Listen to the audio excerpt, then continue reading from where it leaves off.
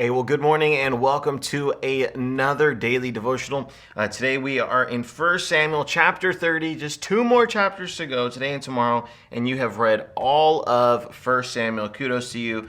But yesterday we talked about how David left the Philistines and how he is now going back to the land that was given to him from the Philistines. And upon arrival, he and all of his men find something absolutely horrible. Their entire area has just been conquered. Their wives are gone. Their children have been taken away. All of these things. And so now they come back and they're in complete shambles. Their whole life is. And they're saying, what are we going to do? And all of the men are at a point where they're so mad at David, their leader, that they're saying, let's stone him, which means to pick up rocks and throw him at him till he's dead, not the other kind of stoning. And so he was literally saying, they're all saying, let's kill David. How crazy is this? And I was just reminded after reading this week of, David just being such a man of God. He's someone we respect so much when it comes to integrity and honesty and so many different things. We talked about his loyalty yesterday, but with that, David actually lived a really hard life. Doing things the right way was actually really hard. It wasn't super simple. It wasn't like around every corner was another beautiful rainbow for David.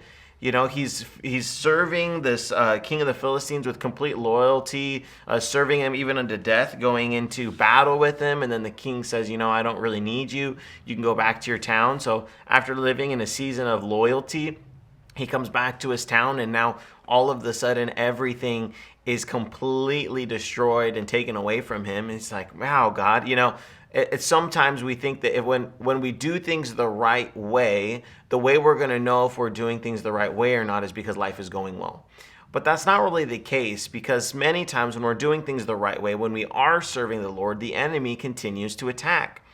And so David in this moment, he's saying, well, I don't know what I'm supposed to do right now. And many times for us, when things go sour, we can begin to think, wow, was I doing the will of God? Was this not the will of God? I really don't know what I was supposed to be doing in this situation. Was it the right thing? Was it the wrong thing? I shouldn't have made this decision. I shouldn't have taken this job. We shouldn't have moved here. You're thinking all these thoughts. But what David instantly said again is he said to the priest, bring me the ephod. So Abiathar brought it, which is a way that they would seek God in this time. They would seek his face. And then it says, then David asked the Lord, should I chase after this band of raiders? Will I catch them? So he begins to think, okay, God, what am I supposed to do here? Am I supposed to chase after these people? Have I been on the right path, God? Are you still going to be with me? And God tells him, yes, chase them down. Find your family. And so David goes and is actually able to retrieve. This says that not a single thing was missing that they retrieved. He got his wife back, his children, all of these different things that the enemy tried to take away. God gave back to David. And when we're chasing after God's plan for our life, there's so many times that the enemy is trying to take everything away. And the enemy is trying to throw us off course. And if you believe the lie that when you follow God's plan, everything is roses and beautiful golden retriever puppies, that's not the case. The truth is that when we chase after God, the attack from the enemy gets even stronger and stronger. But then there's another truth that goes along with that no matter how much the enemy tries to steal, kill, and destroy, God has come, Jesus came to give us life and life more abundant. And the vengeance is his. Romans chapter 12 speaks of that in life, the vengeance is the Lord's, that he will avenge us. And that all the time in our life, that though the enemy may try and take things from us, for one, that's not a sign that we're off God's plan. And number two, know that God has the ability to bring it back tenfold. I hope that you were in the Job series with us. Look at Job's life and how much was given back to him.